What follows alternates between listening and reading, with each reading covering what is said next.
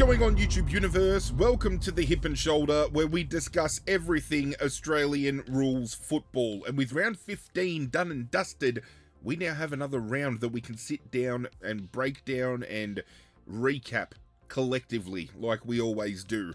And round 15 was the second to last of the bye rounds. Thank fuck, because I've been very vocal about my opinions on the buys, especially the early season buys that have been generated from round 0.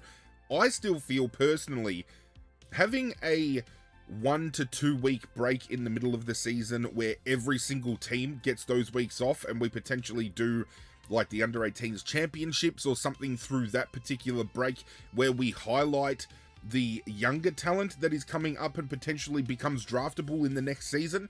I think that's the perfect way to do it. It puts everybody on an even playing field. Everybody gets time off, and we don't see some lopsided fixturing, because I feel these buys definitely provide opportunity for some teams to be a little bit more pronounced when it comes to playing their football against others. But alas, 7 games of football is what we were able to devour for round 15, and it all kicked off at Optus Stadium with what I thought was game of the round. Fremantle hosting Geelong. We know the generational rip that Fremantle are currently on with their undefeated streak, and the only team that they had lost to this year was all the way at the beginning of the season when they lost their first game to Geelong. They led by as much as 20 plus points in that game, and I believe they ended up losing by a margin of 10 or close enough to it. This was redemption for Fremantle. Their home deck. They have built such a great, I was going to say repertoire, a great resume as well of outcomes this year, just showing off their talent, their run and carry game, their speed, their smart use, their handball game, everything in between has been to perfection, and they have been, in my opinion, above all else, the best transitional team from defensive half to forward half in the competition. Sydney comes knocking on the door just behind them, and then you can make the argument for potentially Hawthorn or GWS outside of that. But Geelong were coming here licking their lips, knowing that they've already beaten Fremantle once, and we all know from a neutral standpoint, from sitting back and looking inward, Fremantle are due a loss. This run can't continue. It needs to happen. And from a perspective from, say, Adelaide Crows last year, finishing as minor premiers and then getting bounced out in back-to-back finals, you would rather accumulate a couple of losses at the back end of the home and away season than go into finals with this big ego or air of confidence that gets suddenly deflated and you bounced out. Because from my standpoint, as a Richmond supporter, knowing we're not going to play finals this year, I've kind of got to lock into who I'm going to throw my hat in the ring for. And Fremantle are one of the handful of teams that I wouldn't mind seeing win the grand final this year. And with a performance that saw their backs against the wall at part in this game, Fremantle walk away with a 9-point win. It was a hard-fought scrap. It required people in the second half to truly turn their personal games around in order for the team to lift. But Fremantle got the job done. Having a look at the match timeline, at quarter time, Geelong had a 10-point lead, leading 5-2-32 to 3-4-22. At halftime, Geelong led 9-2-56 to 6-11-47. Fremantle had every opportunity in the first half, and they absolutely peppered the goals. Josh Tracy couldn't kick a goal. Jai Amos, my dad has a running joke with Jai Amos saying that the A stands for another, because it's Jai another miss, because he was missing everything, and it wasn't coming from hard shots. It was all coming from regulation set shots that they should be kicking. And I think they hit the post 3, 4, maybe 5 times in this game as an entirety. They were very wayward and it looked shaky, but the second half all came up purple.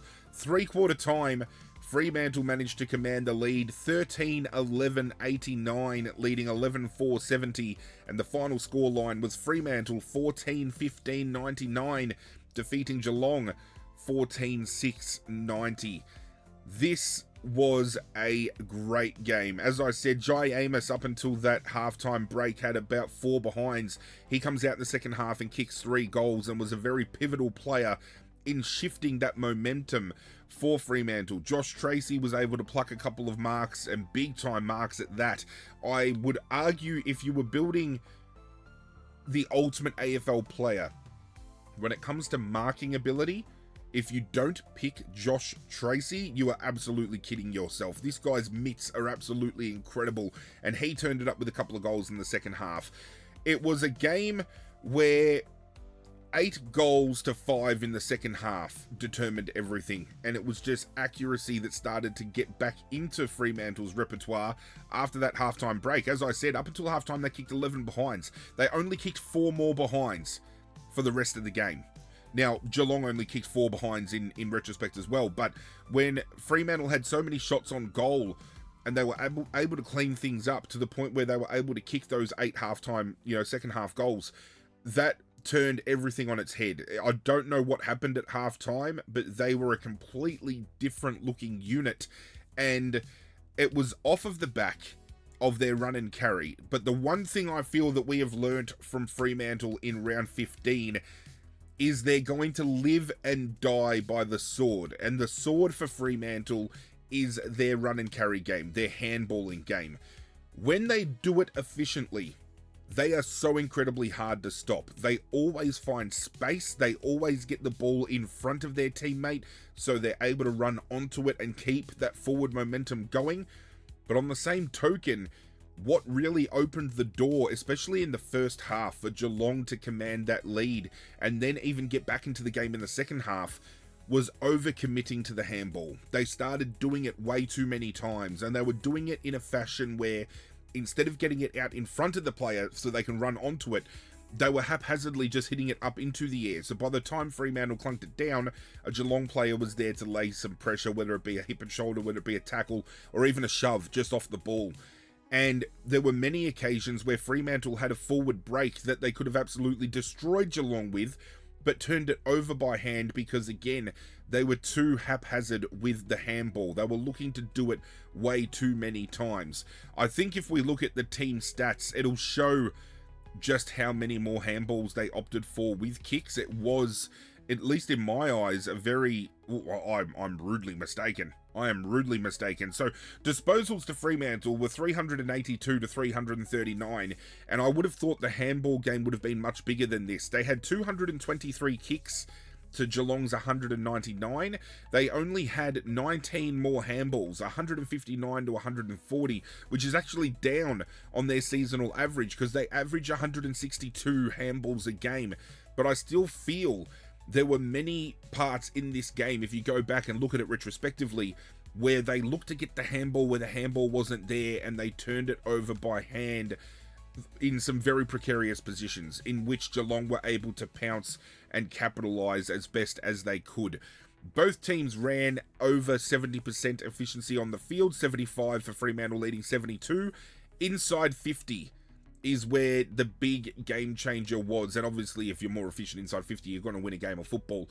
But Fremantle only run this year at an average of 55.4%. In this particular game, 70.4. They were up by 25%, no, 15%? Zero can't count. 15%, my bad. It's the inside efficiency where they broke away just that little bit, and they absolutely smashed their seasonal average by 15%. Fremantle normally only going at a 55.4, but in this game, 70.4%. Absolutely huge. For Geelong, they ran less than 6% worse, 45.5, which their seasonal average sees them at 51. They were down on output. Now, for those of you at home who like to pull out the tinfoil hats and talk about conspiracies, you could probably point out the free kick count was very lopsided in this game, 19-9 the way of Fremantle, but I definitely feel the free kicks that were paid weren't free kicks that were gifted in front of goal. This was still a game where from those 9 free kicks that Geelong got 3 50-metre penalties that all resulted in scores. This goes and compacts more on the fact that the week prior, a lot of people were suggesting that Geelong are looked after by the umpires because they beat Gold Coast in a way that some people might have suggested the umpire had a bit of sway. This definitely wasn't the case in this game. I mean, yes, they did score a few goals off of some forward, some 50-metre penalties that took them into their forward 50, but I don't think the adjudication of the game here was the breaker for this game.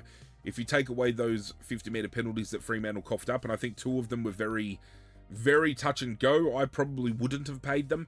The scoreline blows out to a little bit bigger for Fremantle. So if anything, actually, now that I think about it, yeah, Geelong probably were helped out just a little bit if you put it into perspective. Having a look at the stoppage game, the hit-out game was won by Fremantle by 10, 36-26, and they won the clearance game 35-31. Their most damaging work at the centre clearance, which Luke Jackson played a huge part in, and Andrew Brayshaw in the third quarter as well was absolutely huge. Contested possession 120-112, 247 uncontested to 211. So again, that's where you can put your gap on the handball game. Almost 36 more, you could argue. 110 marks to 88, which is up on Fremantle's average, but down on Geelong's average. And I feel it was the pressure game of Fremantle around the contest that absolutely ripped it up in the middle. 51 tackles to 32. Geelong averaged 57.9 tackles a game this year, and they only managed 32 for this particular game. Maybe you can attribute that to the fact that Bailey Smith was out. Maybe you can attribute the marking contest, and I definitely feel Tom Stewart's absence was felt in this defensive line for Geelong as well. So if we learnt anything about Geelong from round 15, maybe their key role players, the ball movers like Bailey Smith, the lockdown defenders like Tom Stewart, is there not enough depth on Geelong's list underneath that to fill those holes? Max Holmes stepped up into the midfield in this game and I thought played incredibly well, but then you're taking away his dash off of half-back. You don't have the influence of Bailey Smith potentially breaking away with a clearance in the midfield. You don't have Tom Stewart's intercepting ability in defence. Definitely missing those types of players wholeheartedly. Turning attention to who I thought was best on ground, I did land on 3 Fremantle players, and some people might think, well, there's some Geelong players that might have been up and about. Tanner Brun, I thought, had a good game. Lawson Humphreys in defence was great. As I said, Max Holmes was great. But then the gap between was rather huge. I mean, you have a look in respect of the top 10 rated players for the game. 3 of those were from Geelong, and the 3 that I named, Brun, Humphreys and Holmes, were in that mix. Outside of that, if you then go top 20, you're adding Connor O'Sullivan, George Stevens, Shannon Neal, and maybe Tom Atkins on the outskirts, but you still have a huge bulk of Fremantle players in that particular run. So it was very hard to look past the 3 that I voted for, and as basic bitch as it is, I landed on the 3 players who were the highest rated on the field on the night. I gave the 1 vote to Murphy Reid, and I had this conversation with my dad during the game, because a lot of conversation, especially over in the West, is who is the better Reid. Harley Reid for West Coast, Murphy Reid for Fremantle. Now, as a Richmond supporter, I'm still ruining the fact that we didn't select Murphy Reid in that draft year. We took Josh Smiley at pick 7, I think it dropped down to, maybe pick 8, and we haven't seen him play a game in 2 years. His body hasn't been up to it. Now, when he does get opportunity, I feel he's going to tear the competition absolutely to shreds, but Murphy Reid's ability to have the deft touch that he does inside 50, the likeness on the night, commentary team on Fox Footy likened him to Gary Ablett Jr. And the more I think about it, the more I start to actually see where they're coming from in that conversation. He's not going to ever accumulate big numbers consistently like Ablett. I don't know whether he's going to be the same heir apparent who can kick goals and win games and have that X factor about him, but when it comes to his use by foot, especially moving into the forward half, and his ability to generate score involvements off of his own boot is absolutely incredible. And if I was to pick from Harley Reid or Murphy Reid, I would take Murphy Reid in a heartbeat. Throw him off of the half-forward flank, even off of a wing, and you know every time he's going to get the ball, he's going to do something absolutely damaging with it. He had 27 disposals, 6 were contested, 5 marks, 1 tackle, 2 clearances, 412 metres gained, 1 goal, and 8 score involvements. The 2 vote, he gave away a couple of 50-metre penalties, which did hurt, given the fact that Geelong scored off of them. But his third quarter effort alone is what brought Fremantle back into the fold and set them up to win this game, and I gave it to Andrew Brayshaw. 35 disposals, 9 of which were contested, 6 marks, 7 tackles, 4 clearances, 453 metres gained, and 7 score involvements. And best on ground was Luke Jackson. Now, I'm currently in the process of piecing together my mid-season All-Australian team, and it's probably a few weeks late to do that. But the talk around who should be selected as ruck this year, I feel the conversation comes down to 3. You're looking at Luke Jackson, you're looking at Brodie Grundy, you're looking at Max Gawn. And I feel for all the dominance each of those men have had this year, Luke Jackson has been the standout. The fact that he can go forward and be as damaging as he is, the fact that he can single-handedly not only win these ruck contests, but clear his own, clearances.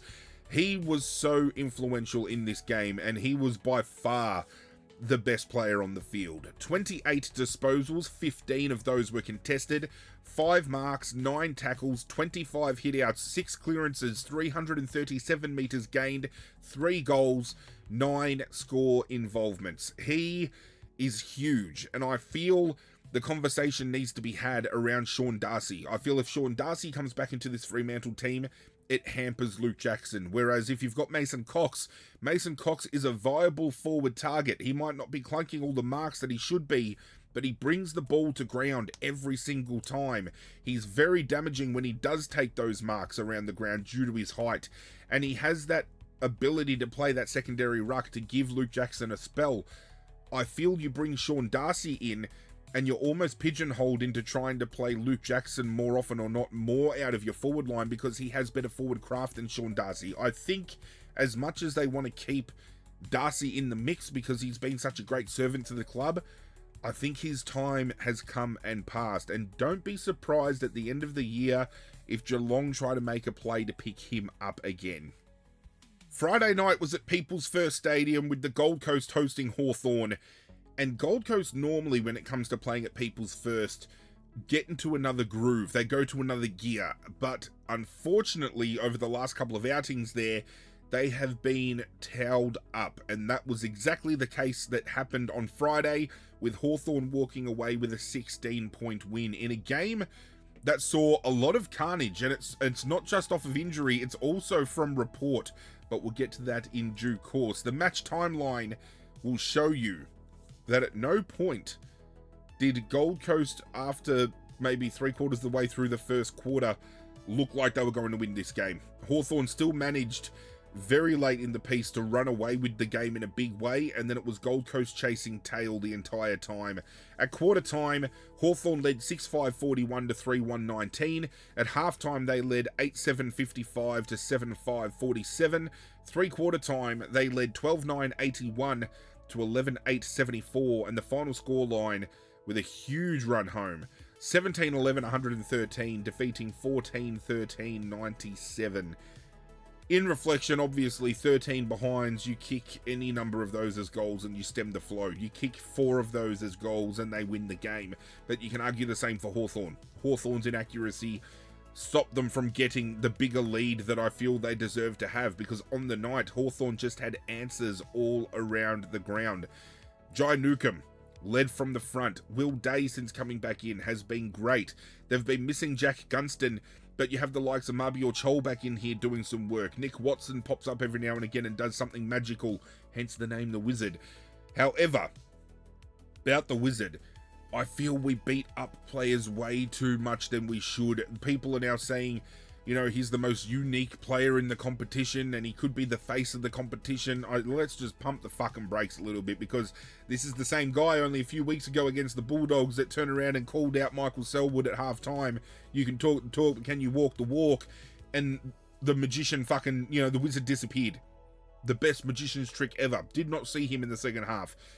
But alas, we move on. This was very interesting as well because the Suns had 10 more inside 50s for this game. And when you have a look at the forward halves of these two clubs, you could argue that there is a little bit more of a stronger dynamic for the Gold Coast in way of the players that they can play out of that forward 50 comparatively to Hawthorn. But still, regardless of having that gap of 10 more inside 50s, and they scored 34% of their entry, from 34% of their entries. I thought they did incredibly well on that front. The Hawks scored from 47 of their inside 50s. And prior to that, the Suns had a win-loss record at this ground. It's just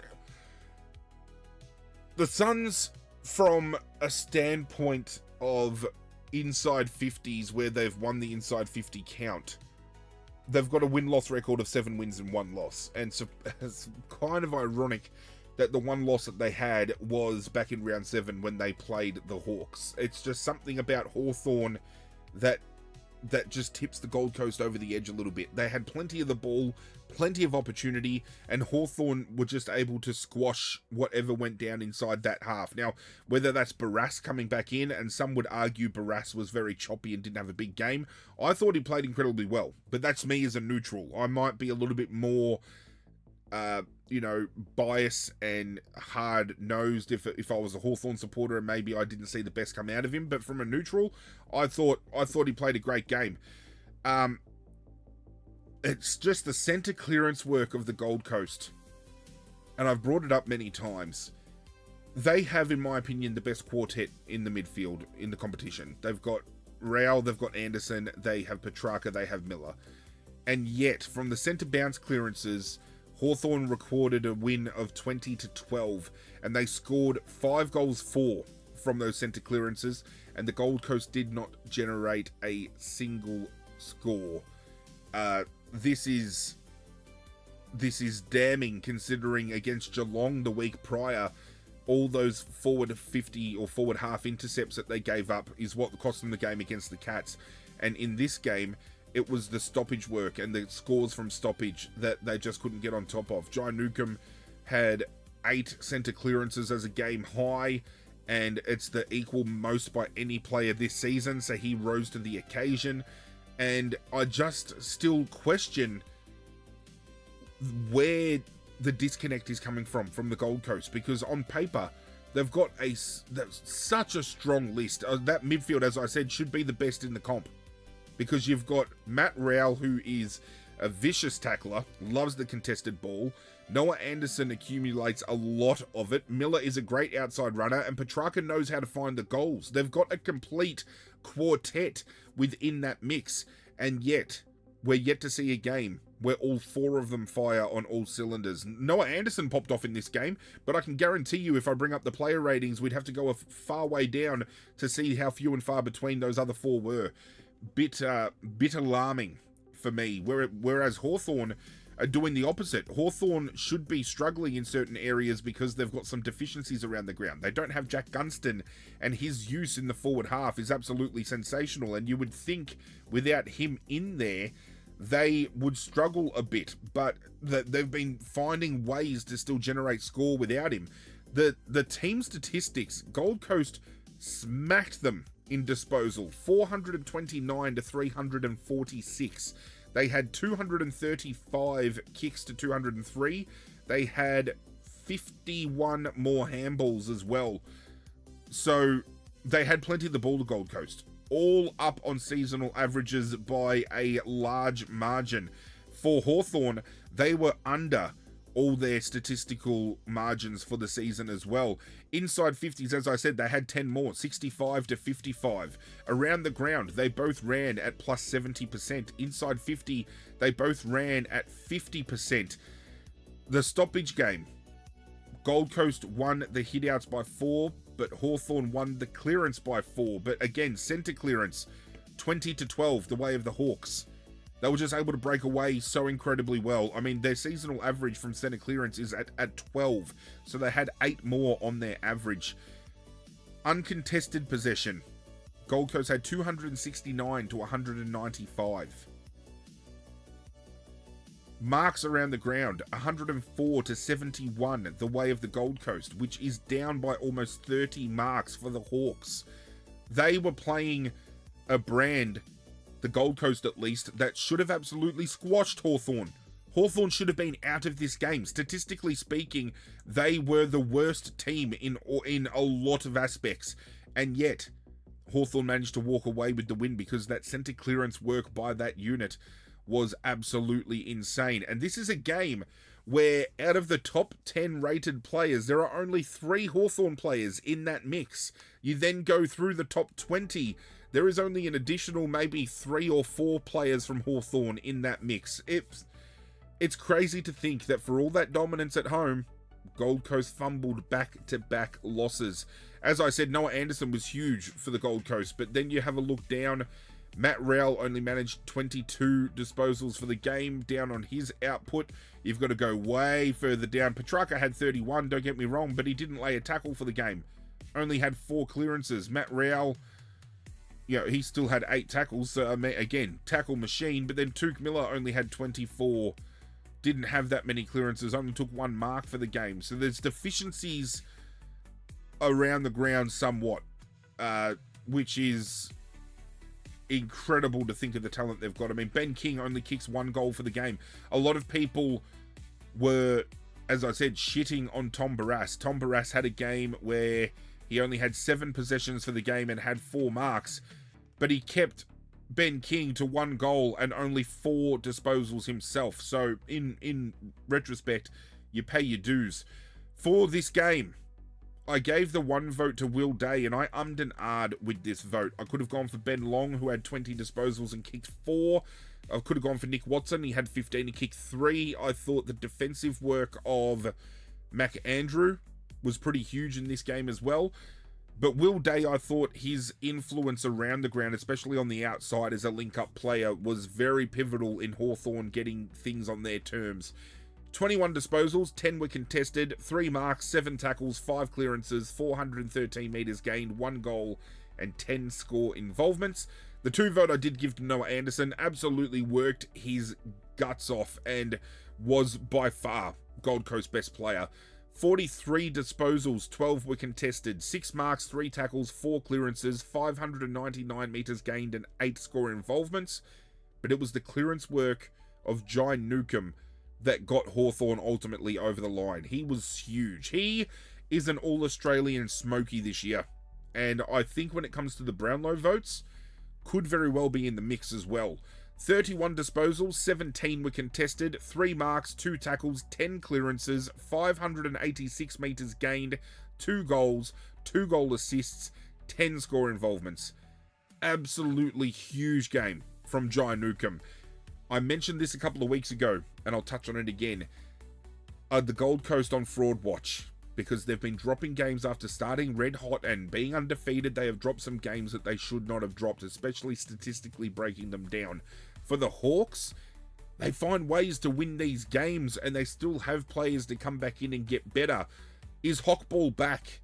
Is it sustainable enough to beat these other teams that are playing better football than them currently? Hawthorn would probably still be in the mix as one of the better performing teams, but hasn't been the best. There have been multiple teams this year that have played better, and it's going to be interesting to see where Hawthorn falls into the configuration. But come finals time, could this team that is just built on aura and getting around each other and celebrating the small wins and even the bigger wins, will they be good enough on the final, the grand stage? Remains to be seen. Saturday kicked off at Adelaide Oval with Adelaide playing host to Melbourne. 2 teams that play a very fun brand when they're up and running, and we knew this game was going to be a great watch. And in the end, it was Adelaide by 17 points running away with this game. In a game where, interestingly enough, Adelaide never led at any of the breaks. It was always a close contest, but Melbourne always hit the front at each and every term. Quarter time, they led 5 goals straight, 30 to 3-4, 22. Half time, they led 5-6, 36 to 5-5, 35. 3/4 time, they led 8-8, 56 to 8-6, 54. And then the final scoreline in a big final term, Adelaide 11-13-79 defeated Melbourne 9-8-62. This could have been a much bigger margin for Adelaide in a season where percentage is going to play factor, because in that final term, they went on to kick 3 goals 7. And Melbourne only managed the 1 goal. The singular goal for that final term. Everything just came up Adelaide in that final break.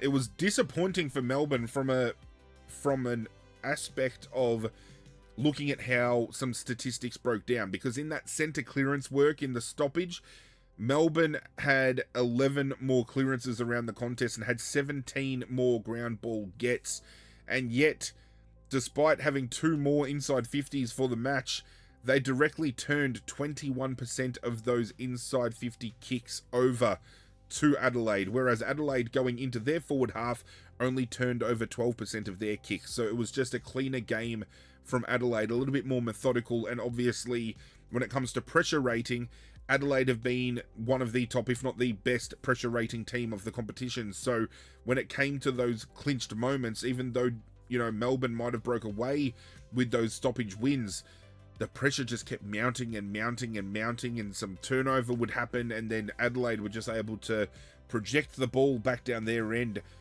almost effortlessly off of those turnovers. It was very impressive by Adelaide. And this, as I said, in a game where Adelaide were behind at every break, you just felt that they were ready to break out, that they were just one step behind. They weren't ever out of the game. They never fully had momentum wrestled out of their hands. They were waiting for an opportunity to strike, and that final term just ripped every part of the game wide open. It's just from a statistical standpoint, again, there's just some certain aspects of Adelaide's game that were much more cleaner, that were much more dominant, and they capitalized on those facts. They were able to effectively utilize the ball on the outside more, for example, whereas the inside work from Melbourne was great. It was the outside work from Adelaide, their uncontested game, for example. They had 63 more uncontested marks for the game. 63 more uncontested. They were just able to get the ball out of congestion and slow things down. And that's what we've seen from teams this year. We've seen some teams that win that inside ball and move it by hand, and they try to get the quick game going.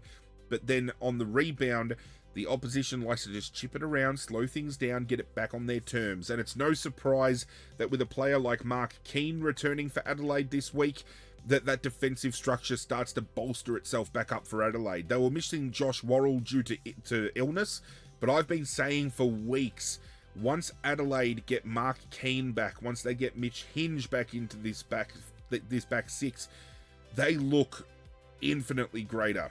They had Walker come back up into the forward line this week, kicking the first goal. Almost like watching him play football is incredible. He's still one of the best field kicks and shots on goal in the competition. He's incredible to watch. Some people might think he's a flog, and to some degree I do agree, but it's just Adelaide were just vastly superior on the day. They were never out of the game. Melbourne tried for 3 quarters, but Adelaide were just too good late in the piece, and they ran away with it. Thankfully, no injuries, because both of these teams have suffered from injury over the last few weeks, so it's good to see both of them escape rather freely. We turn our attention to the team statistics, and we break things down. Adelaide did lead the charge with disposals. 410 to 345 was the gap. 254 kicks to 192. 55 inside 50s to 58, so Melbourne did have a lot more opportunity with ball in hand to get it in there, but unfortunately it was a 10% gap of disposal efficiency around the ground, 78% to 68%, and a 6% differentiation inside forward 50, 40% to 34%. Very lackluster. Now this is a game as well where, as I mentioned, the clearance game was the way of Melbourne on the inside, 42 to 31, and it was the centre clearances where they got that gap. Adelaide only won 5 centre clearances for the game. They at least broke even in the stoppage clearance, 26 to 29, not really coughing too much up. But again, the uncontested work of Adelaide, 269 to 198 for the game. 138 marks they took. They averaged only 94. They had more than 40 more marks on their seasonal average, and Melbourne only took 62 for the game. They were absolutely monstered in that fact. Adelaide were just able to get everything just slowed right down. 16 contested marks to 3, 11 inside 50 marks to 6. They just had cleaner hands all day, and you could almost guarantee whenever they were kicking it into their forward half, Melbourne, the likes of Keane, the likes of Millera, the likes of the young Hall Kahan, that come in through the mid-season draft, he's slot right in that back half. They were clunking everything, and they just managed to get it on their terms. As far as pressure around the contest goes, 67 tackles, so they're still hitting their seasonal average, and Melbourne only managing the 49. They were just able to, Adelaide just played a very smart brand of football when the game was on the line to be had. They knew they needed to take the sting out of it to some degree, and all of those intercept marks and just basing, their game, especially the final quarter launch, off of rebound, I thought was done incredibly well. So for Adelaide, what have we learnt about them? We've learnt that their interceptability, their defensive pressure is top notch. It's absolutely elite, and it could be enough to win them a flag this year. I haven't discredited Adelaide fully just yet. I just think we need to see a little bit more. For Melbourne, they're fun when they're up and about, but games like this are games that they really need to win if they want to have any chance of proving to everybody that's watching that they're a serious contender. They might be playing some fun football, but some players sometimes aren't living up to the hype. For example, Cozzy Pickett has been beaten up for weeks. People have been saying, oh, he's the best player in the competition, oh, this and that. He's a great player, do not get me wrong. But I can tell you how many players in this game were rated higher than him. Let's count them individually. 1, 2, 3, 4, 5, 6, 7, 8, 9, 10, 11, 12, 13, 14, 15, 16, 17, 18, 19, 20, 21, 22, 23, 24, 25, 26, 27, 28, 29, 30, 31, 32, 33, 34, 35.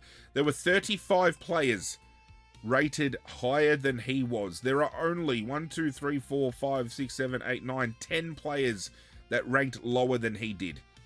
He was almost ranking, and he only just outranked by 3 singular ranking points to being inside the bottom 10 performance of the day. He only managed 15 disposals. He had 5 clearances, but he must have ran at a very abysmal disposal efficiency. So again, they've got the players, they've got the talent, but when the gap is from Cozzy being best on ground for weeks and then being in the bottom 10 players, just being able to take somebody's effectiveness out of the game like Peatling did with the hard tag here, it just is a difference maker. It's the shutdown. And if you're able to take players like that out of the game for Melbourne, and they systematically break down a little bit like this, maybe they aren't fully ready to take that huge leap forward, but at least they've taken progressive steps forward. So what have we learned about Melbourne? They're moving in the right direction, and it doesn't need to be a fast-paced rebuild. We know they've lost Petrarca, they've lost Oliver, there's no Stephen May, so they've lost key components, but they've still managed to play some really convincing and fun football, but it's not consistent enough just yet. For this game, 3-2-1, turn attention to the votes. I gave 1 vote to Sam Berry. I feel he's having a real breakout season this year. 24 disposals, 11 were contested, 6 marks, 7 tackles, 7 clearances, 318 metres gained, 2 goal assists, 8 score involvements. The 2 vote I gave to Max Gawn in the ruck, very influential on the game. 28 disposals, 15 were contested, 2 marks, 2 tackles, 30 hitouts, 7 clearances, 366 metres gained, 2 goal assists, 5 score involvements. But I still feel the pressure work from Jordan Dawson is worthy enough of giving him 3 votes here. Whether some people think I'm glazing him, I mean, I could probably make an argument for Sam Berry to get 3 votes in this game, but I did give it to Jordan Dawson. 18 disposals, 4 were contested, 5 marks, 6 tackles, 1 clearance, 341 metres gained, 2 goals and 8 score involvements. This was a game that saw Jordan Dawson at points line up inside the forward 50 square. at full forward. So to be not playing that dominant midfield role and having those forward breaks but still be able to be influential on the game shows where he puts the gap on some other players in the competition. And I feel, given how he's performed this year, especially in the last 5 to 6 weeks, again, could be another player that come Brownlow night polls a lot more votes than some people might be giving credit for. We then head to NG Stadium where GWS played host to Carlton, and Carlton have gone on an absolute tear since Michael Voss left. And I've posed the question many times, and I'm going to pose it once more. Do we think that this is just, a coach with a different insight to the game, and that's what's helped shift Carlton's point of view and shift them onto an upward trajectory? Or was the playing group so disconnected from Michael Voss that his exit has almost lifted a weight of expectation off their shoulders and they're just playing fun free-form football, which is seeing them win games? Because that's what they have done since Josh Fraser has headed the helm. It was Carlton by 23 points in this game, if you don't mind, taking Josh Fraser's run as interim coach to 5-0. He is yet to drop a game as interim coach, and each and every week he gets asked the question, do you want to take over as full-time coach? He is not interested. I'd still feel if they make wildcard, they play finals, the people's voice might be too hard to ignore, and he might be the man to take Carlton forward moving forward. In this game, let's break down the match timeline. At quarter time, GWS led 2-5-17 to 1-6-12. At halftime, it was Carlton 6-11-47 leading GWS. As I stumble and bubble, I apologise, 5-6-36. At three-quarter time, Carlton had a single goal lead, 9-13-67 to 9-7-61. And the final score saw Carlton 12-16-88 defeat GWS 9-11-65. This was a very hard watch from a GWS perspective, and it was a game where Carlton, even in the dying moments, there was a play that I think summed up the entire game. Brent Daniels was running into a forward 50 with ball in hand, pretty much was going to kick a goal, at least I thought, and a chase down tackle sees a turnover, the ball spill out, and that's the type of effort Carlton was lacking in the first half of the year. This is the same team that would fade out in games and was an absolute laughing stock. Up until round 8, they had only defeated Richmond, and that was by the slimmest of margins, and people were writing them off, and they have just flipped the script exponentially. I don't know where this resurgence has come from. And as a neutral supporter, it pains me because I've got my own preconceived kind of biases against Carlton, but to see them up and about like they are, very inspiring. Very hard to deny that. This is a game where Carlton's midfield just absolutely run roughshod. I mean, Sam Walsh has 34 disposals and 5 clearances. Patrick Cripps has 33 and 7 clearances. George Hewitt has 30 and 5 clearances. Jagger Smith has 26 and 7 clearances. This is up against Clayton Oliver, who has captured career best form. Finn Callahan has been absolutely insane. Brent Daniels has brought X Factor since coming back in. Some of the youngsters that have ran through that midfield have really stood tall. But Carlton's dominance in that midfield quartet was absolutely sensational. And, to see George Hewitt back in this team, Michael Voss was so against playing him, saying it was for the better of the team he wasn't playing. No fucking coincidence, I feel. George Hewitt comes back in, Carlton start playing better football. You have Adam Chera moved from an inside mid to an outside wingman. He's starting to recapture some form. So I definitely feel Fraser is moving enough magnets around that is making impact. But I just feel there's something deep down that tells me this team was running under a different mindset with Voss. And as soon as Voss left, it was almost like a breath of fresh air.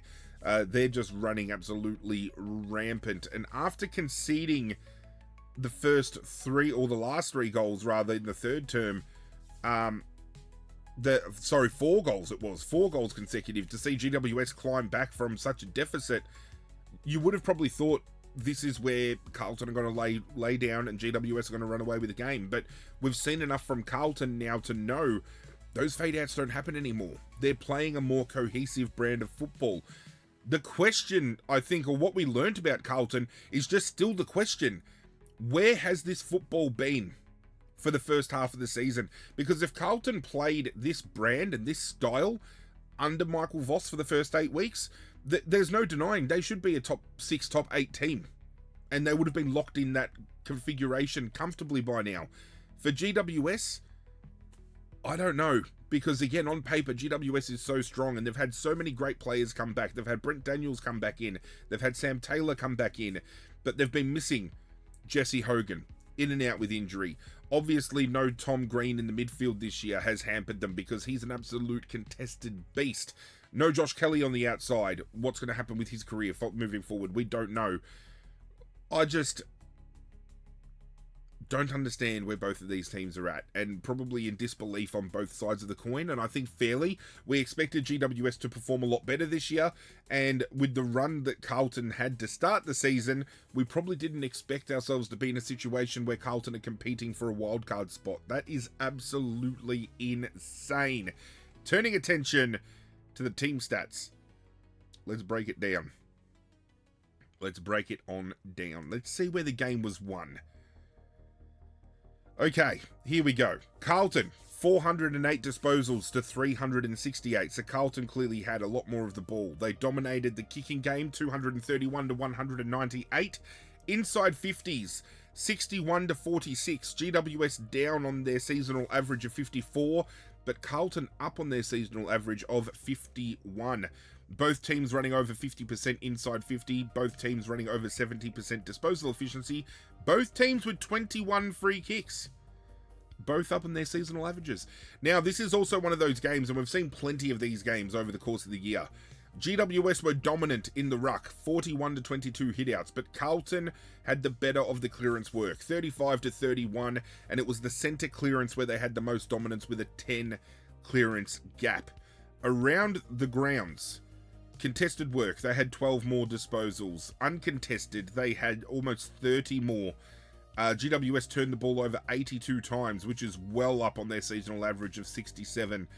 Marks, Carlton, 105 to 84. Again, one of those teams that we've seen that loves to take the sting out of the game, get things on their own terms, slow things down, really make sure that the momentum is fully on their side. And boy, did they do it well against this team.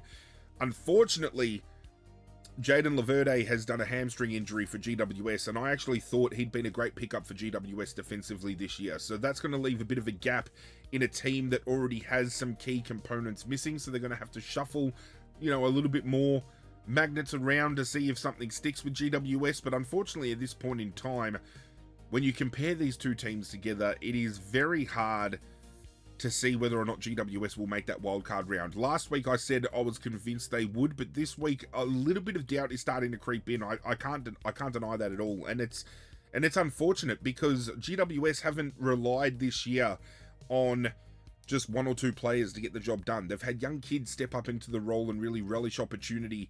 I've loved Phoenix Gothard, for example, Ryan Angwin, these types of players. Collectively around the ground, though, some of the better and most of the better performing and highest rated players did come from Carlton, and I did land on 3 Carlton players for the votes. I did throw one vote the way of Patrick Cripps. I thought his clearance work, and especially this year his clearance work, has been great. I still feel there are some instances where he, and there's other players in the competition that have it happen as well, he gets away with throwing the ball out of contest a lot. But when you need somebody to stand tall, get in and under, Patrick Cripps has delivered that for Carlton this year. 33 disposals, 16 are contested, 2 marks, 3 tackles, 7 clearances, 451 meters gained, 1 goal assist and 8 score involvements.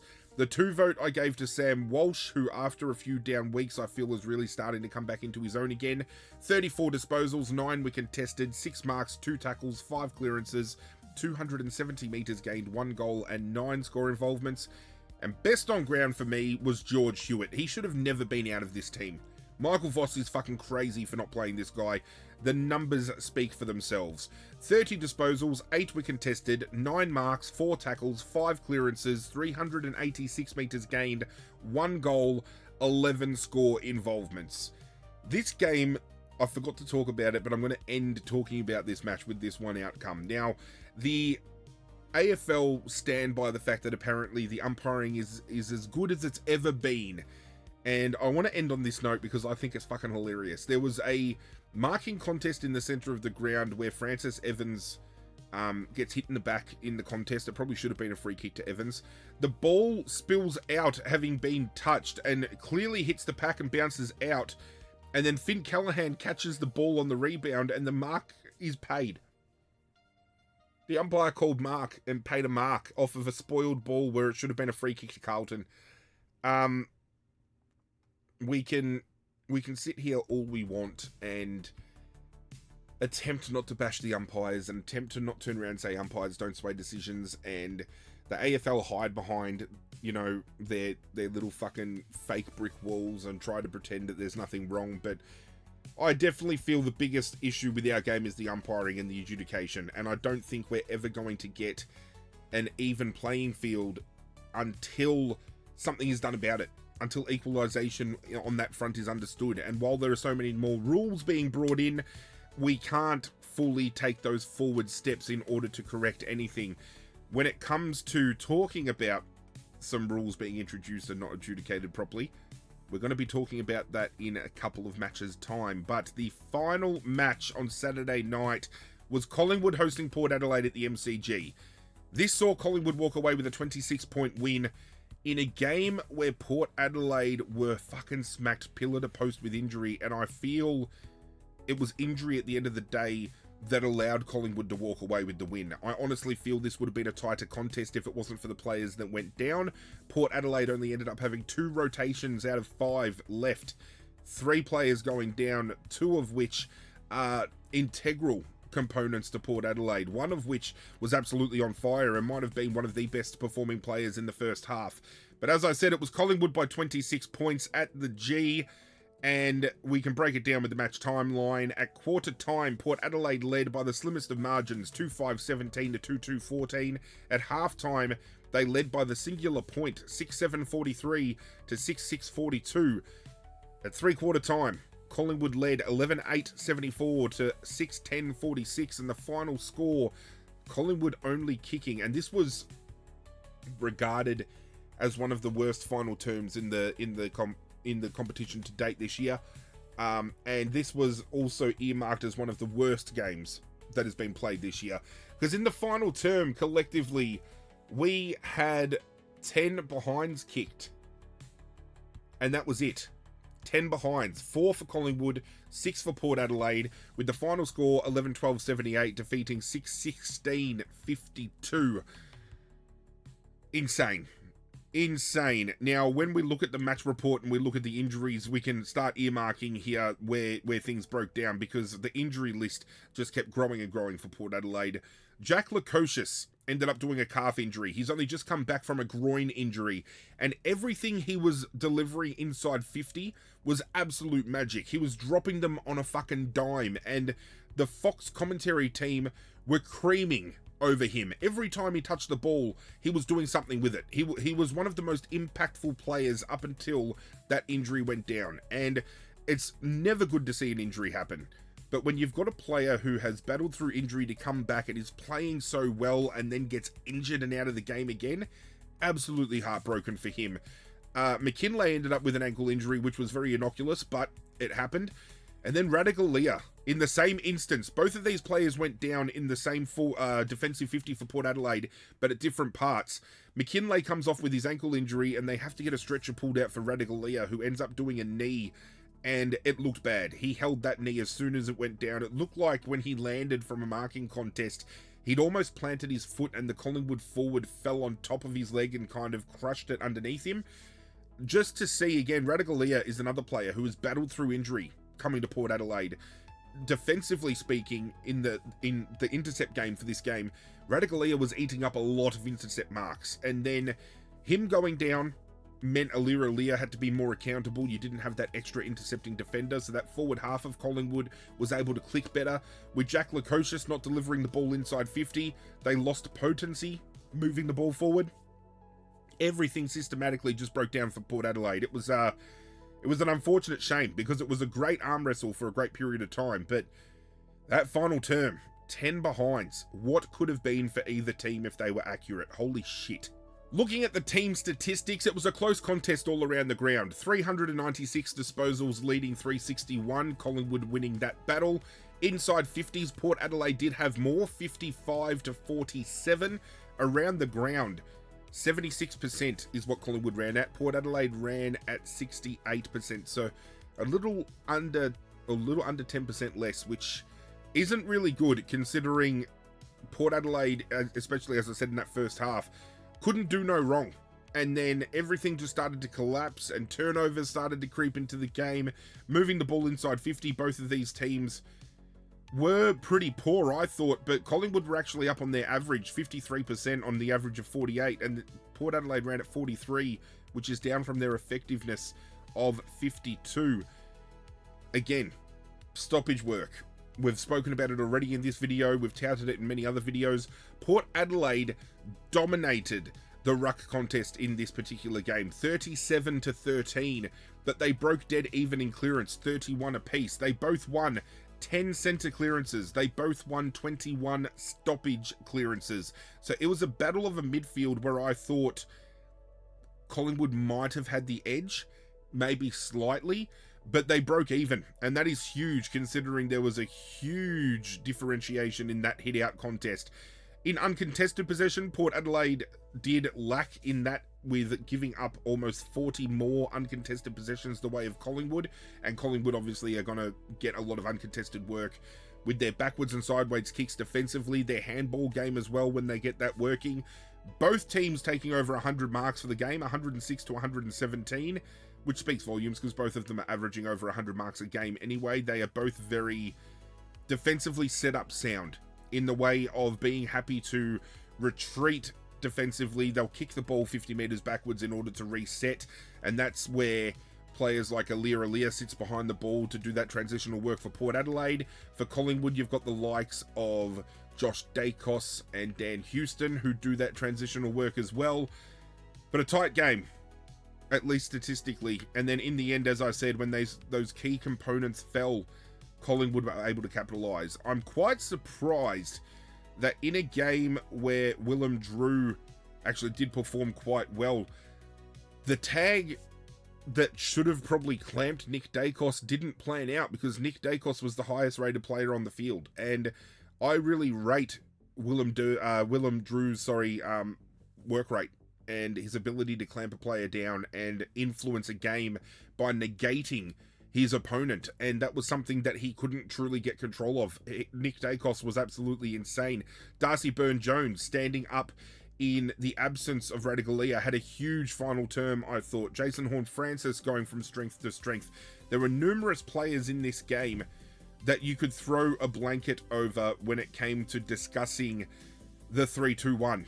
I've landed on 3 Collingwood players that might upset some people. I definitely think Darcy Byrne-Jones, Jason Horne-Francis were in conversation for maybe a 1 vote, but I gave it to Jeremy Howe, who I thought defensively for Collingwood really stood up against a lot of incoming ball. He shut down a lot of work with spoils. He was able to intercept where he needed to be and was very influential in essentially being a brick wall for Collingwood when momentum started to shift Port Adelaide's way, and especially when Collingwood started to wrestle all that momentum back. 24 disposals, 5 were contested, 7 marks, 1 tackle, 470 metres gained, and the 4 score involvements from him from defence.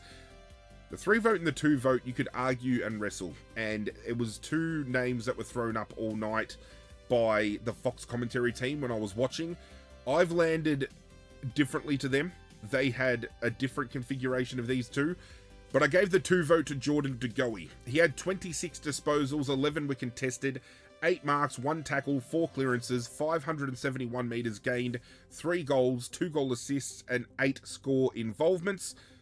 I think the question we ask about him is where his role is best situated. Is Jordan De Goey better situated as a midfielder or a forward? I think he should play in the same vein that Dustin Martin played.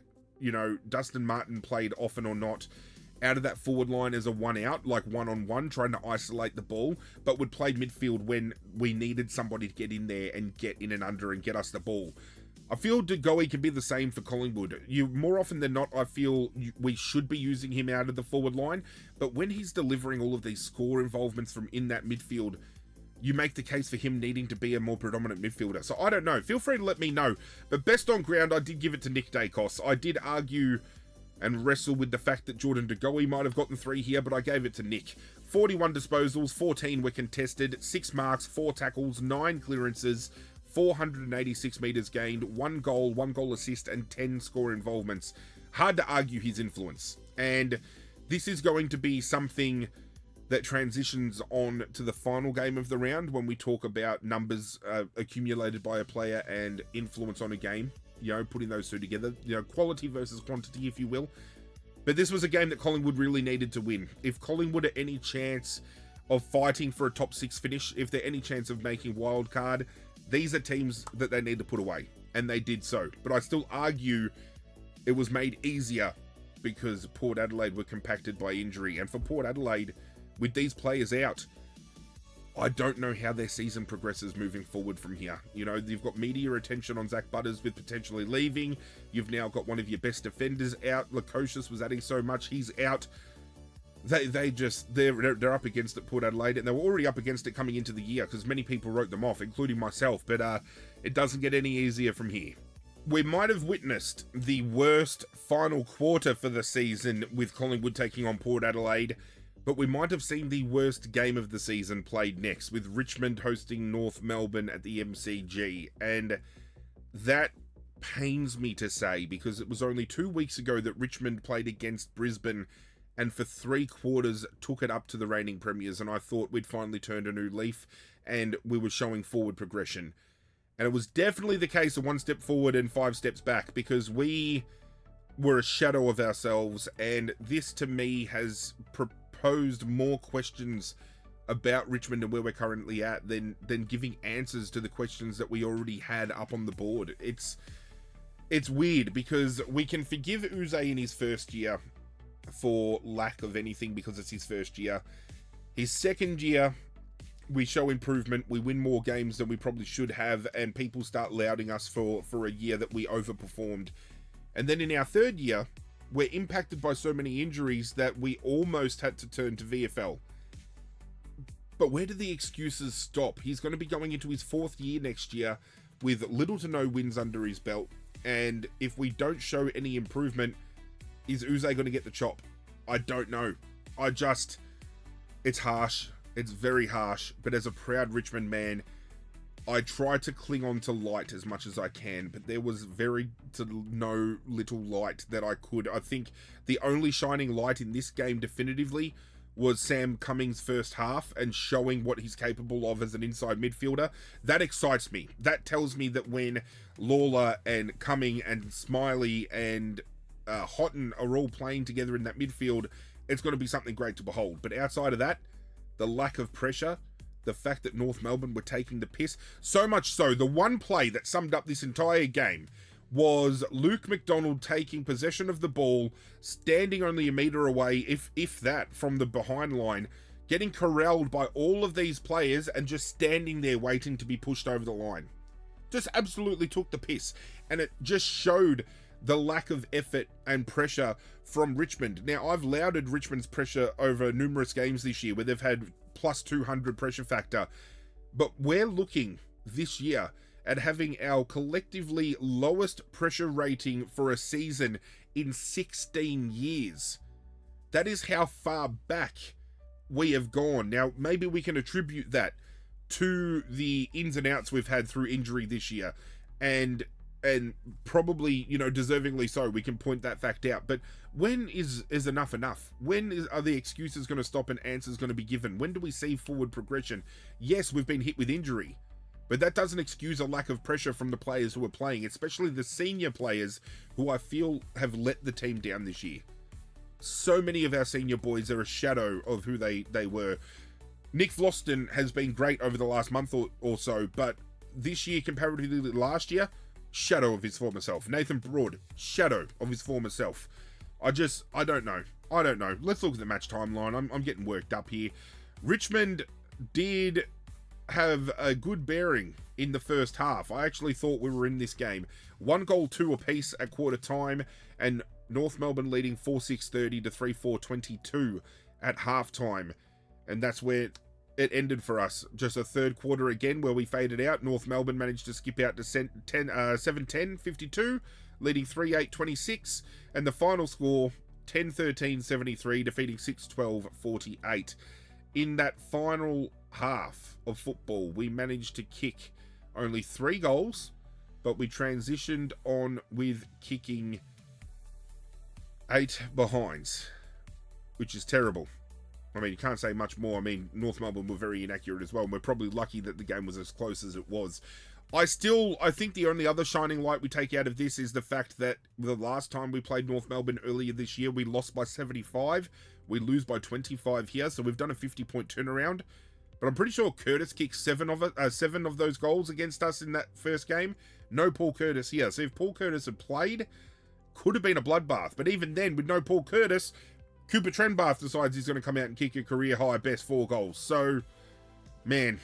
And if anything summed up Richmond's day truly, Tim Taranto taking a late shot on goal and kicking absolutely kicking a munt out of it and then laughing it off didn't sit right with me at all.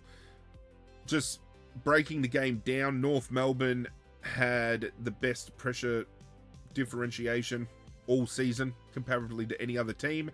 In this game, they had a pressure rating of 1.75. Richmond ran at 1.43, laying 18 more tackles. They would have had a lot of the more of possessions with ball in hand, and still tackles were out the roof for North Melbourne. It's just, I don't understand. I'm breaking down. I'm going crazy. I'm going absolutely nuts. You know, we won the inside 50 count. We had more inside 50s and just wasted it. And can you attribute that to no Tom Lynch there? Maybe Tom Lynch does change our forward 50 structure, but then if you take Lynch out moving forward, because he's not going to be with us for much longer, maybe another year after this year if he signs on for a 1-year extension, what are we going to do without him? If we're hinging our bets on him coming back and changing us, then we're in a bit of trouble. This is where maybe a trade period, bringing in an established key forward, might help us out a bit. Man, I'm just worked up. This game broke me. I watched it from start to finish, but it was as tough a watch as you will ever see. Now, this game is a game that I highlighted earlier in the video in way of talking about rule changes and rules that need to be implemented. And one rule that we've had implemented this year is the lasso rule, last touch rule.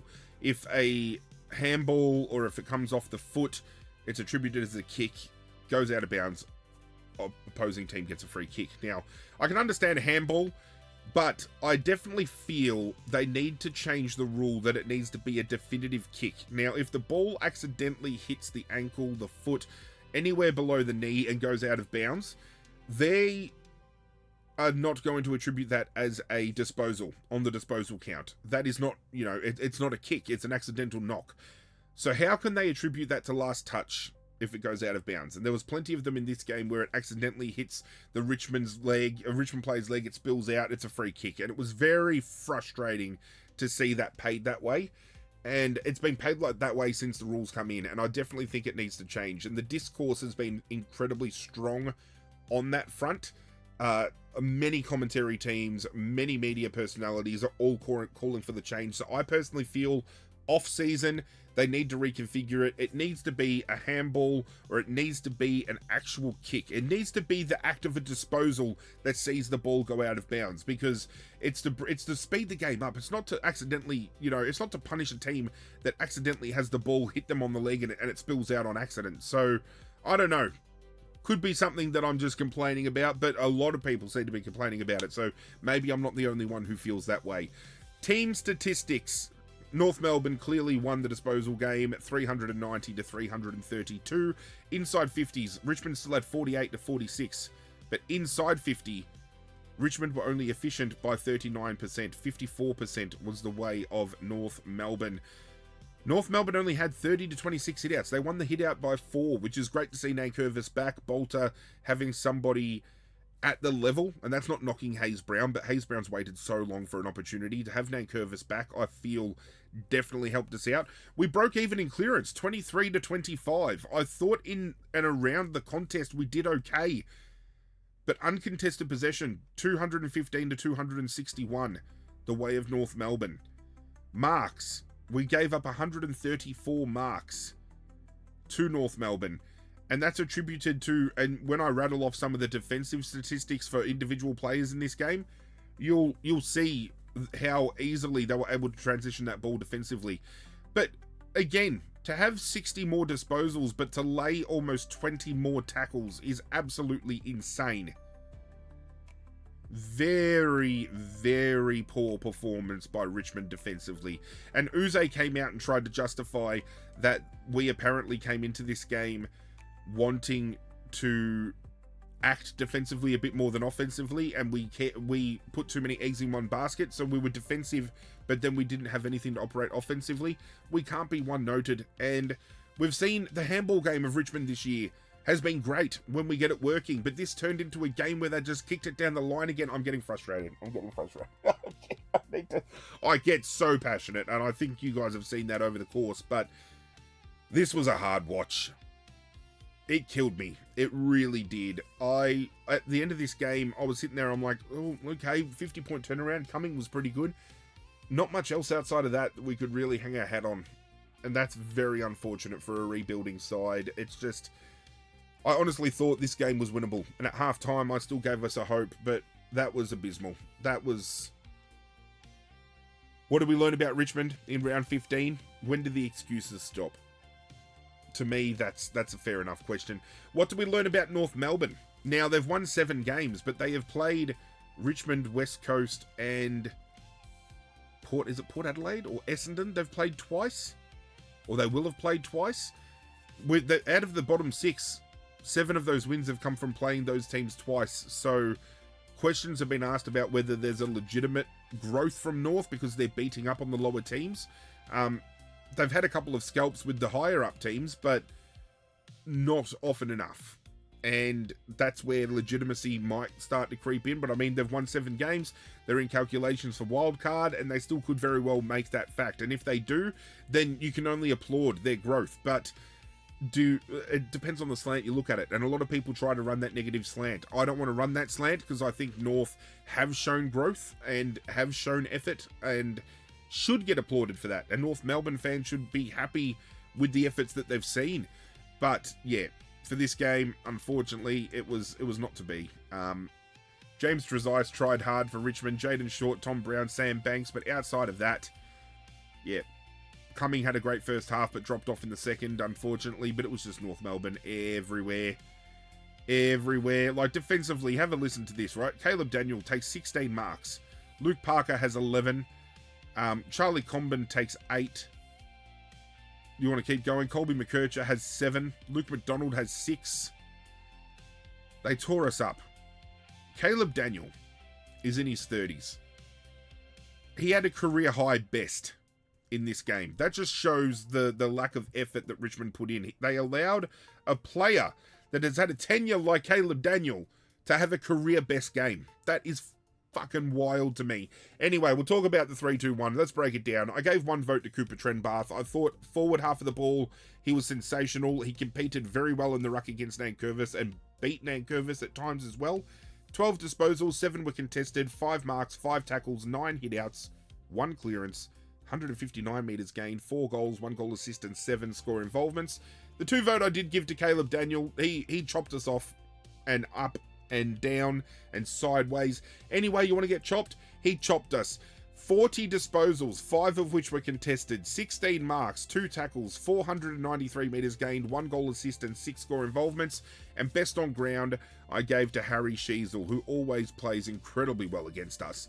31 disposals, 12 were contested, 9 marks, 4 tackles, 5 clearances, 208 metres gained, 1 goal assist, 7 score involvements. I'm glad we finally got through that. Let's move on.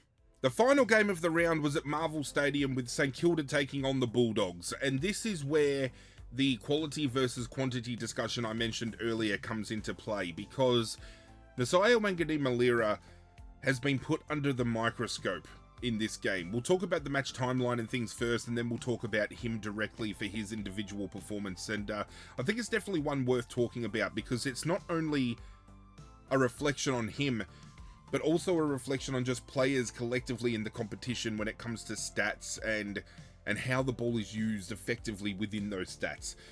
At quarter time, St Kilda led 3-4-22 to 3-2-20. At half time, the Bulldogs led 7-5-47 to 4-7-31. At three-quarter time, the Bulldogs led 8-10-58 to 6-8-44.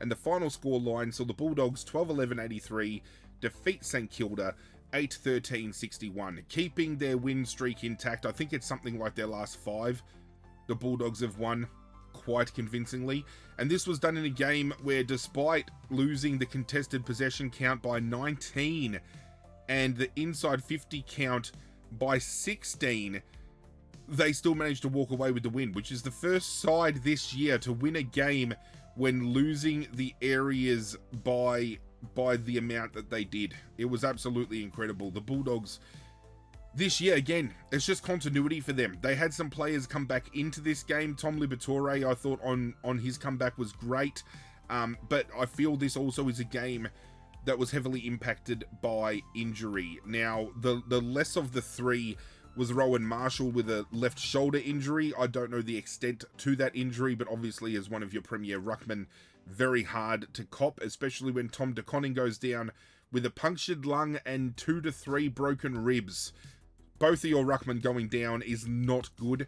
And then Jack Sinclair in the opening portion of the game reportedly did his calf. Some thought maybe Achilles because he was wearing a moon boot, but it has been confirmed as a calf injury.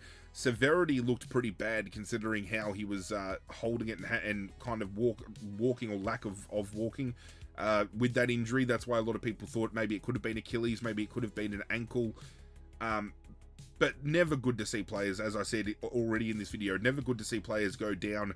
But these three, probably integral when you talk about the key components that you need fit and firing for St Kilda. Both your ruckmen out. One of, if not your best defender outside of Cal Wilkie, out. Yeah, huge. And this is now going to dictate how players need to be played for St Kilda to fill these gaps. Looking at the team stats and breaking down the team performances, St Kilda had plenty more of the ball, leading 439 to 396 the way of disposal. The leading stat was 205 handballs to 163, 61 inside 50s to 45 the way of St Kilda. Wow, I didn't realise it was that big of a gap on the day, because I sometimes don't see the team statistics until I sit down and do this video. But to see that big of a gap, and to see the Bulldogs have just more dominance out of that, that's crazy. Hit-out game was won by 10 the way of St Kilda, 41 to 33. The Bulldogs, however, winning the clearance game by a singular clearance. Around the ground, uncontested possession was won by St Kilda by the tune of 30, and 20 odd more contested as well. Marks around the ground, 100 to St Kilda, 96 to the Bulldogs, and we expect big marking numbers for them, especially from Ross Lyon and his defensively sound game that he likes to play. But that defensively sound game is what we are going to have a deeper conversation about. Now, the leading disposal getter for the day was Nasiah Wanganeen-Malira, who notched up 44 disposals. But when you have a look at his other stats, very lackluster game. 2 marks, 1 tackle, 1 clearance. Now, he did have 916 meters gained, don't get me wrong. But 2 marks, 1 tackle, 1 clearance, 6 score involvements. Now, when you look at other players who have had less of the ball, for example, Marcus Bontempelli had 34 disposals, so he had 10 less. But he also laid 7 tackles and had 13 clearances. He kicked 1 goal, and then when you look at the score involvements, he led the game with 8. Marcus Windhager had 7 score involvements and had 34 disposals, so he too had 10 less. But yet, with the 10 less disposals, was more effective with the disposals he did have. This is where the conversation creeps in as to whether or not players are being glazed or their input is being overproduced and overspoken when in reality they're not putting up big numbers. Okay, 44 disposals, but I mean 2 marks, 1 tackle, 1 clearance. You'd be expecting a lot more from a player who's demanding over $1 million a season. He's pushing 2 million, I think, on the deal that he was given. So to be given that much money and be giving this little input, I mean, Dacos had 40 odd disposals, but you rattle off the numbers he had. He had 10 clearances, he had 10 score involvements as well. So at least getting ball in hand, players like that are being effective with it. And I think the biggest killer for Naz in this game was the fact that he was starting most of the centre bounces running off of half back, and you know, he had 6 kick-ins, so you take away that, so he had 38 disposals without the kick-ins. You take away all the easy kicks and handballs he had in that defensive half, he maybe only has 25, 30 disposals. Now, that still doesn't excuse only 2 marks, 1 tackle, 1 clearance, but I feel this is a player who is a game winner as a midfielder and needs to be playing in this midfield. But with the emergence of Hugo Garcia, of Max Hall, getting Marcus Windhager back in the middle, these are players that are taking up that midfield time, and it squeezes Wanganeen Malira out. And now with the injury with Sinclair, does Naz now have to go back into defense to play that steady ahead, you know, that smaller, that medium to small defender who has that elite kick off of half back, that has that drive off of half back, that now takes him out of the midfield and forward half of the ball. We know how deadly he can be, not only kicking goals himself, but setting those goals up. But if you're keeping him in that back half, you're not going to be getting 100% out of him, and you're going to see numbers like this, and that starts to pose a question as to the viability of St Kilda's run this year, and whether or not they miss even wildcard contention, not just through the injuries they've got, but because they're playing players out of position. And this is where I have argued Ross Lyon's defensive game plan and approach isn't sustainable anymore in 2026 and how the game is being played, especially when Fremantle is playing dominant football based on a run and carry handball game that would kill St Kilda on turnover. So again, Naz, was hard to even justify giving him a vote this week. I gave him 1 vote, and that was over marginally Buku Kamas. Now, Buku Kamas has 17 disposals, but runs at 100% efficiency and keeps Liam Ryan, who has kicked 11 goals in the last 2 weeks, to 0 goals, 0 score involvements. Kept him absolutely neutralised. But, again, Wanganeen Malira, when he did move forward half of the ball, he did get involved. He did manage to get people on the scoreboard, but I just think the 44 disposals is a bit of an overreach to the actual impact he did have on the game, if that is understandable or to be made sense of at all. 44 disposals, 7 were contested, 2 marks, 1 tackle, 1 clearance, 916 metres gained, 1 goal, 6 score involvements. That's, again, 44 disposals, but only 6 score involvements. You expect more from Naz, and we've seen more from Naz. And maybe that's because he's been pedestaled and we expect more, maybe because he's actually delivered better games. I don't know where I sit with him, but he was lucky to sneak in for the 1. The 2 vote I gave to Hugo Garcia. He's one of a handful of St Kilda players who I think is having a breakout year this year. 36 disposals, 13 were contested, 4 marks, 7 tackles, 8 clearances, 464 metres gained, 1 goal, 4 score involvements. These are numbers that you would expect Naz to have, but again, maybe playing out of position forced his hand a little bit. I don't know. Maybe I'm being a little bit too critical, but in videos like this, where I get to sit back and analyze these games and talk about these stats, maybe I'm allowed to be critical, but I mean, I'm only a guy sitting in a chair in front of the camera, so what the fuck do I know, right? 3 votes, though, I gave to Marcus Bontempelli, and I'll take the game from Marcus Bontempelli over the game that Naz had any day of the week. 34 disposals, 15 were contested, 5 marks, 7 tackles, 3 hit-outs, 13 clearances, 474 metres gained, 1 goal, 8 score involvements. Now, as I said, on return, I thought Tom Liberatore was solid. I mean, Matt Kennedy has a 4 tackle, 4 clearance, 28 disposal game. Bailey Dale, great off of half back. Tim English was serviceable. Liberatore on return, 23 disposals, 5 tackles, 5 clearances. Almost picked up where he left off. So I think they're starting to get the troops back, Western Bulldogs, where they can start mounting a charge.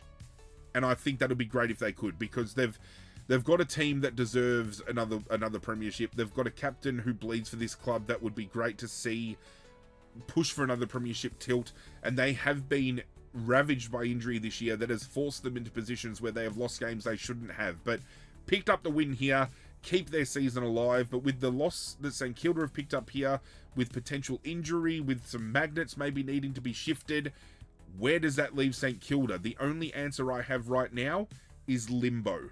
After 15 rounds of football and all 7 games of round 15 spoken about already, this is how the ladder is situated and where your teams sit at this point of the season.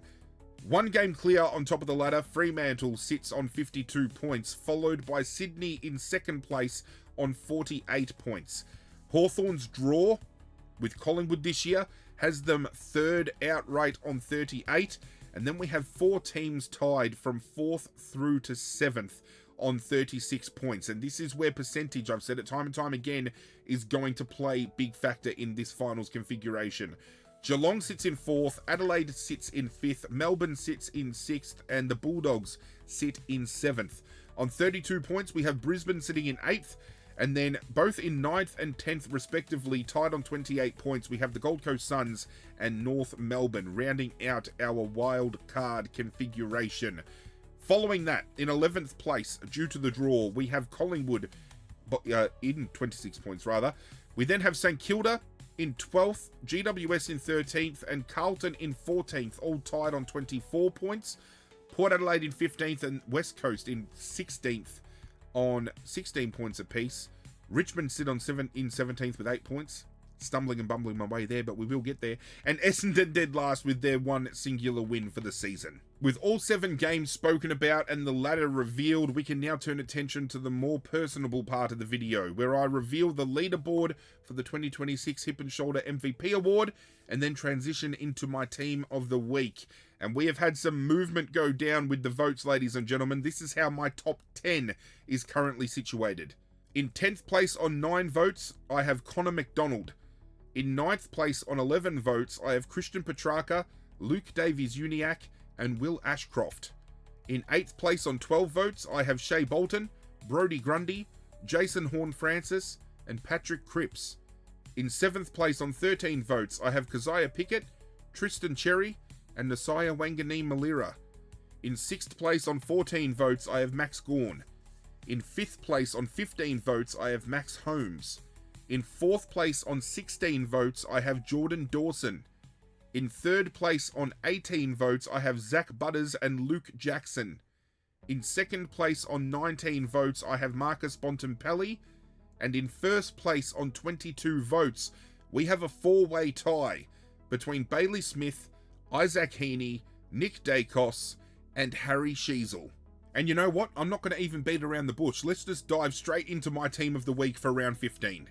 In defence, I have Mark Keane and Buku Karmas in the back pockets and Mac Andrew at full back, with Caleb Daniel and Wayne Millera on the half-back flanks and Jeremy Howe at centre half-back.